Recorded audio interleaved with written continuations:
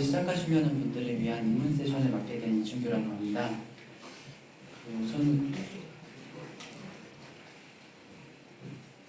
우선은 이제 다양한 개발자분들이 계시겠지만 제가 맡은 게 입문 세션이기 때문에 이제 플루터를 처음 시작하시려고 하는 혹은 이제 하이브리드 프레임워크가 뭔지도 잘 모르실 수 있는 분들까지 포함을 해가지고 이 세션이 끝났을 때 하이브리드 프레임워크가 어떤 건지, 그리고 많은 하이브리드 프레임워크 중에서 이제 어떤 관점에서 프레임워크를 선택하는 게 좋은지, 그리고 그 관점에서 봤을 때 이제 플루터의 장점은 세 가지가 있는데 어떤 게 있는지 그런 거를 설명을 드리도록 하겠습니다. 저는 이제 송도에서 작은 스타트업에서 이제 모바일 개발자로 일하고 있었는데요. 우리 서동님 플루터 스터디 참여를 해가지고 플루터를 좀 시작을 하게 됐고, 우리 지훈님하고 주희님하고 주혜님하고 태동님하고 같이 인천 해커톤에 참여를 해가지고 이제 플루터로 서비스를 하나 만들게 되었거든요. 저희가 서비스를 만들면서 플루터에 대해서 이런저런 장점이나 단점을 느끼게 되었는데요. 그 점을 좀 공유드리고 싶어서 이렇게 뵙게 되었습니다. 그러면은 우선 저희가 만든 거를 잠깐만 보여드리면요. 이게 플루터로 만든 건데 이제 플레이스토어에 지금 올라가 있으니까 구글로 검색을 하시면은 확인을 하실 수가 있거든요.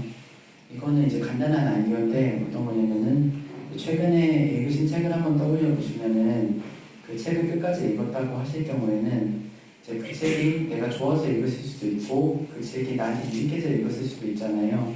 근데 그 책을 읽으신 분들끼리 모여가지고 뭔가 온라인으로 이렇게 토론을 할 수 있다라고 하면은 거기서 이제 어떤 가치가 생성되지 않겠느냐, 이런 아이디어에서 출발을 해가지고 만들어진 간단한 서비스거든요.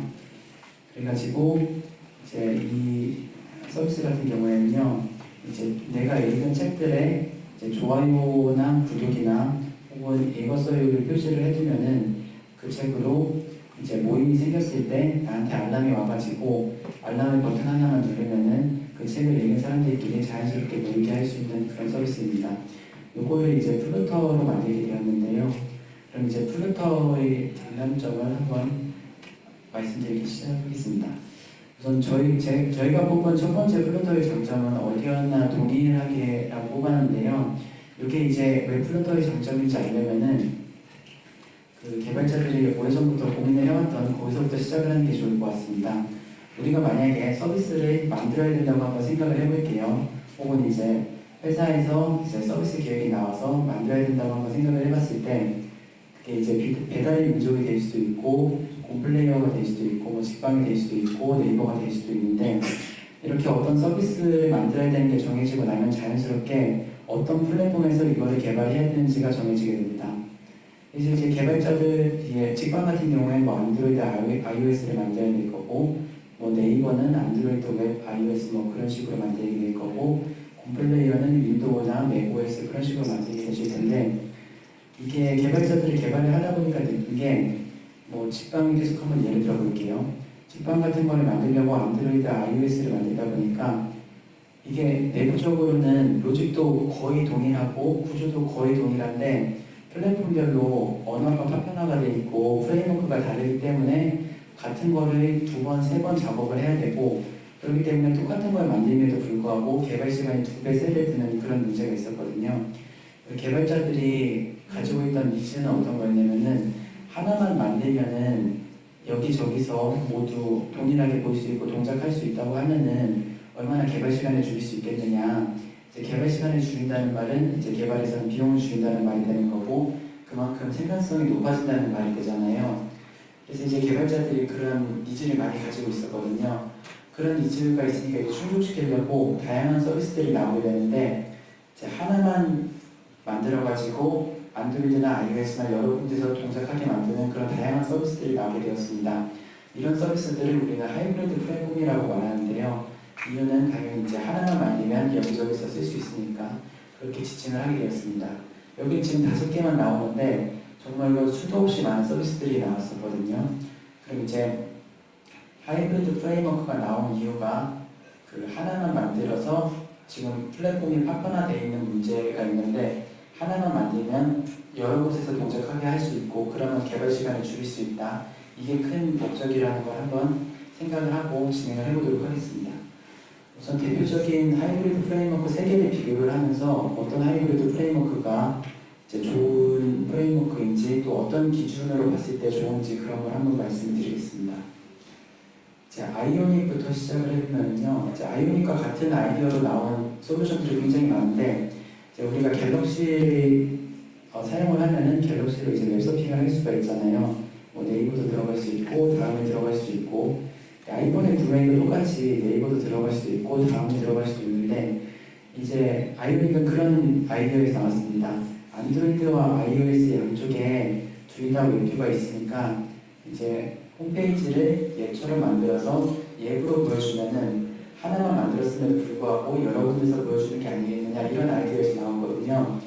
그래서 이제 이게 어떤 프로젝트에서는 또 잘 작동하고 지금도 유지보수로 잘 내보내는 훌륭한 프레임워크라고 볼 수가 있는데 우리가 지금 계속 보고 있는 게 이제 생산성을 관점에서 보고 있잖아요.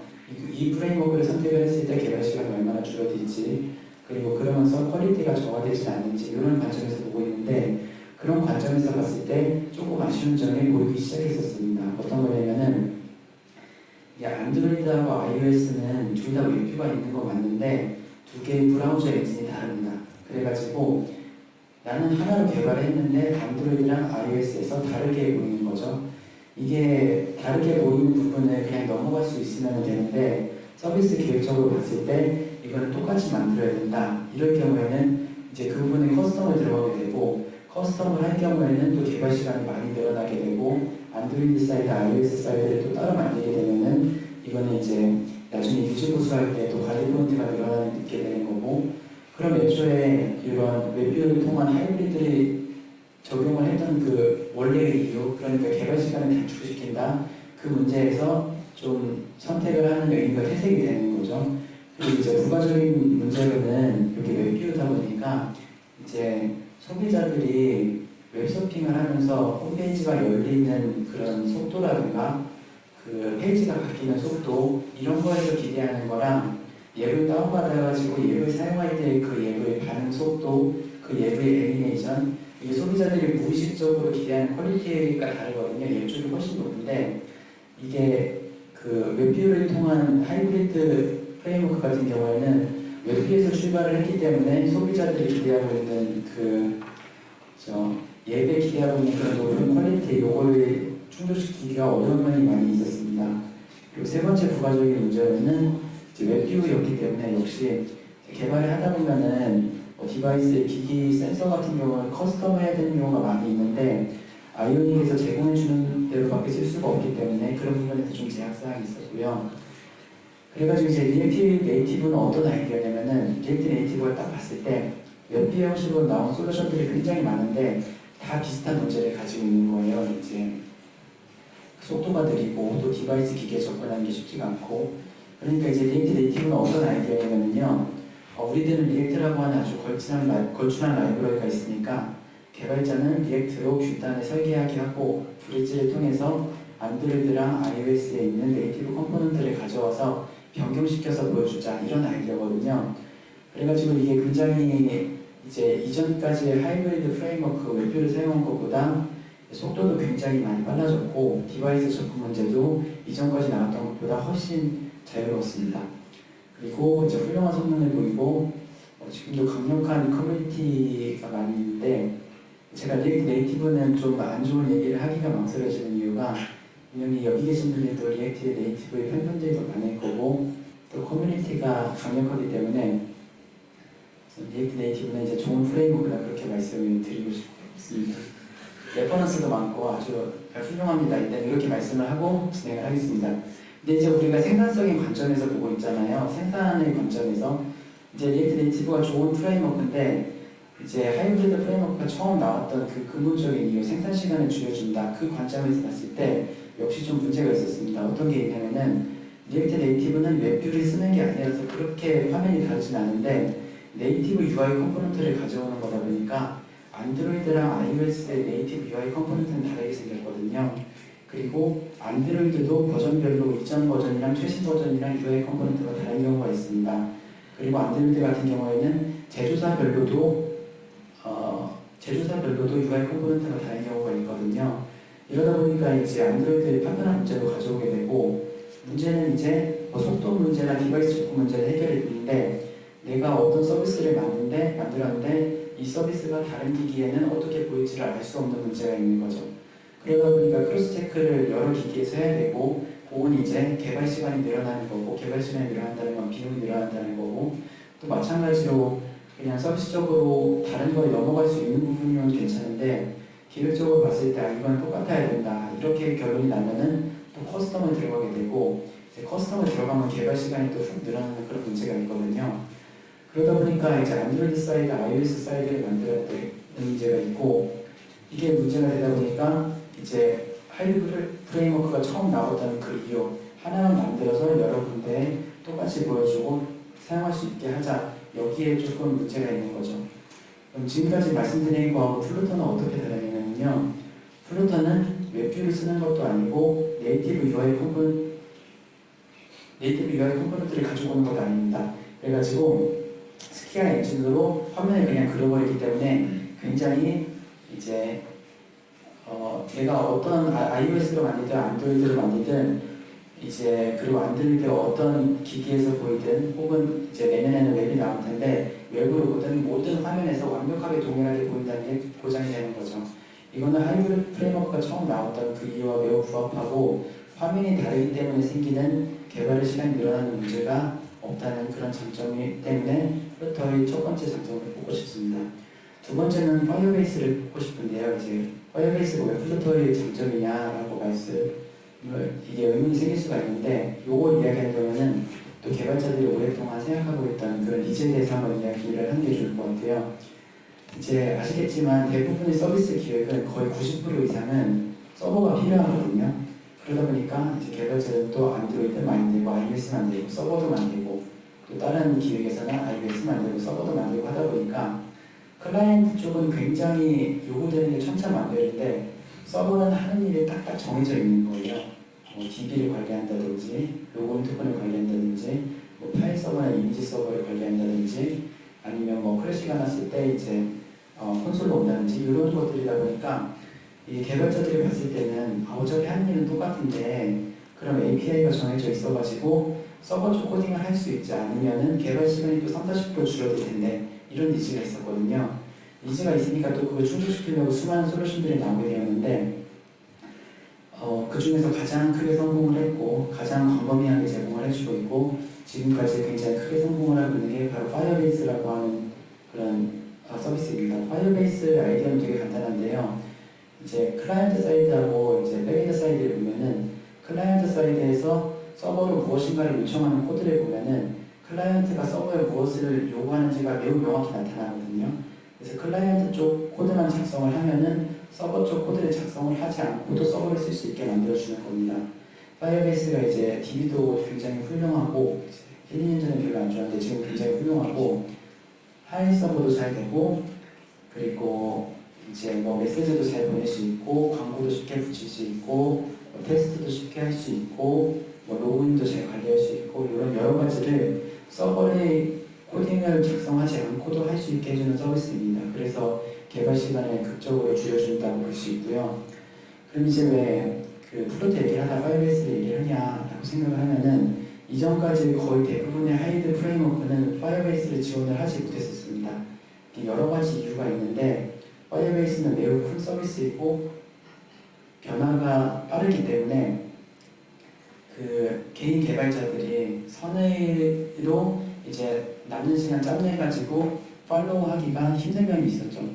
또 큰 프로젝트다 보니까 여러 개인 개발자들이 컨트리뷰트를 해야 되는데, 이제 사정에 따라서 유지보수가 중단될 경우 그 파이어베이스의 수많은 기능들 중에 어떤 거는 이제 유지보수가 안 되고, 그러면 API 간의 그 하모니가 깨지게 되고, 이런 문제이기 때문에 이제 다양하게 파이어베이스를 지원하려고 하는 시도는 있었지만 결과적으로 실전에서 지원을 하기가 쉽지 않았던 문제가 있었습니다.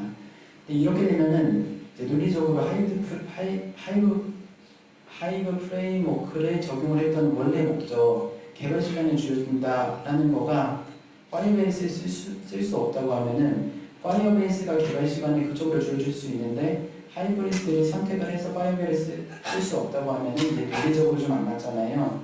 그럼 이제 하이브리드 프레임워크를 선택해야 되는 될 이유가 약해지는 거죠. 그럼 이제 플루터는 어떻게 다르냐면은 이제 플루터도 구글 거고 파이어베이스는 구글이 인수했거든요. 그래서 구글에서 플루터를 만들고 나서 파이어베이스 개발팀한테 파이어베이스 개발팀이 직접 플루터용 파이어베이스 라이브러리를 만들고 유지보수 해주세요 이렇게 요청을 한 거예요. 그래가지고 저희가 무국을 개발을 하면서 쭉 봤는데 플루터용 파이어베이스 기능들을 거의 대부분 다 다뤄봤는데 굉장히 안정적이었고 버전이 0점대임에도 불구하고 굉장히 안정적이고 원래 파이어베이스를 쓰던 그 느낌 그대로 쓸 수 있어가지고 이게 이제 그 하이브리드 프레임워크이면서 서버 쪽 코드를 줄일 수 있기 때문에 개발 시간을 극적으로 늘릴 수 있다 이런 관점에서 이제 두 번째 장점을 뽑고 싶었고요. 플루터의 두 번째 장점으로 그리고 이제 마지막 장점으로는 카피 앤 페스트를 뽑고 싶습니다. 개발자분들은 잘 아시겠지만 생산을 할 때 카피 앤 페스트가 생산성이 어마어마하게 중요하거든요. 근데 이제 제가 봤을 때 이제 플루터형 도큐먼트가 지금까지 나온 모든 기술 도큐먼트 중에서 제 개인적인 생각으로는 제일 진행하지 않았을까. 이전까지 그 모든 그 불필요한 걸 다 빼고 플루터로 뭔가를 만들려고 하는 개발자가 쉽게 이용할 수 있게끔 나왔다고 생각을 했었는데 이렇게 만들다 보니까 이건 뭐 도큐먼트만의 기술은 아니었고요. 그 다트라는 언어의 특성, 그리고 플루터라고 하는 프레임워크를 만들 때의 그런 특성, 그리고 구글이 관리하고 있는 플루터용 기능들이 많은데 그것들의 특성, 그리고 도큐먼트들의 특성이 굉장히 어떻게 하면은 개발자가 개발할 때 카피 앤 페스트를 쉽게 쓸 수 있고 썼을 때 그 코드가 원래 코드에 자연스럽게 녹아날 수 있고 그러면서 카피 앤 페스트한 거를 손쉽게 커스텀을 할 수 있고 또 이렇게 문제없이 되게 했느냐 이거를 굉장히 고민한 적들이 여기저기 많이 보였거든요. 그래가지고 이전 프레임워크와 다르게 플루터는 카피 앤 페스트가 장점이라고 꼽을 만큼 엄청나게 쉬워지고 해보시면 알겠지만 컬럼이나 로우나 스텝 이런 개념들 때문에 엄청나게 높게 쉬워졌습니다. 예, 그리고요 이제 저희도 처음 개발하다 보니까 좀 배우는데 좀 헤맨 적이 있었는데 이 순서는 이제 저희가 플루터를 배우려고 하는 개발자들이 따라하기 제일 좋은 순서라고 생각을 하고요. PPT는 여기 비틀에 들어가 보시면 언제든지 접속할 수 있으니까 플루터를 공부하기 원하시는 분들은 여기서 한번 보시기를 추천을 드리겠습니다. 그렇게 말씀을 드리고요. 그러면 시간 관계상 바로 넘어가겠습니다. 일단은 이런 질문이 있을 수가 있어요. 저는 학생인데 아직 개발을 정말 배우지 못했었는데 이제 개발을 플루터로 시작해도 괜찮을까요? 이런 질문이 있을 수가 있거든요.